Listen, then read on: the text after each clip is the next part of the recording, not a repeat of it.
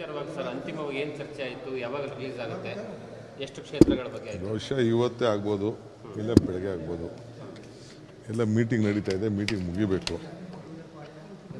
So ನಮ್ಮದು ಇನ್ನು 4 seat ಇದೆ.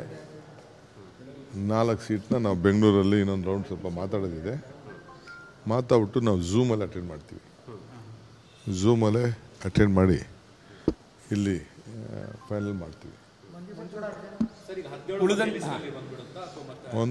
ಒಂದೇ ಲಿಸ್ಟಲ್ಲಿ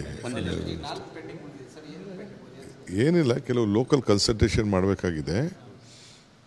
ಕೆಲವು ಪ್ಯಾನಲಲ್ಲಿ ಇತ್ತು, ಕೆಲವು ಲೋಕಲ್ ಕನ್ಸಲ್ಟೇಷನ್ ಮಾಡಬೇಕಾಗಿದೆ. ಅವ್ರನ್ನೆಲ್ಲ ನಾಳೆ ಕರೆಸ್ತಾ ಇದ್ದೀವಿ.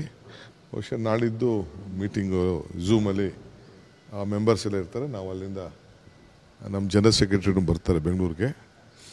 ಝೂಮಲ್ಲೇ ಮೀಟಿಂಗ್ ಮಾಡ್ತೀವಿ. ಸರಿ, ಕೋಲಾರ ನಾಯಕರು ಬಂದಿದ್ರು, ಪೈಪೋಟಿ ಎರಡು ಬಣಗಳಿಂದನೂ ತಮ್ಮನ್ನು ಭೇಟಿಯಾದರು. ಖಂಡಿತ ರಾಜಕೀಯವಾಗಿ ಅವ್ರವ್ರ ಅಭಿಪ್ರಾಯಗಳು ತಿಳಿಸ್ಬೇಕಲ್ಲ, ಏನು ತಪ್ಪೇನಿಲ್ಲ.